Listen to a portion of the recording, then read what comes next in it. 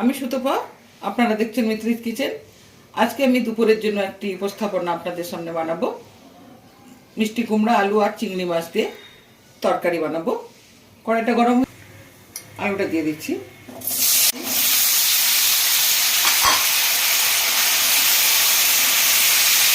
একটু হলুদ দিয়ে দিচ্ছি, নুন দিচ্ছি না, নুনটা পরে দেবো। কুমড়া আলুটা ভালোভাবে, আলু কুমড়োটা সাঁতরানো হয়ে গেছে।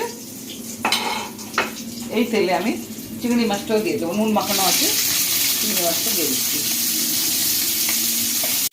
চিংড়ি মাছটা আবার ভাজা এক তেজপাতা দিয়ে দিলাম, পেঁয়াজ বাটা,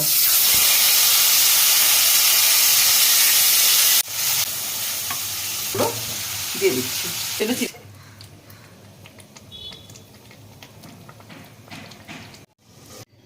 মিষ্টি কুমড়া আলু দিয়ে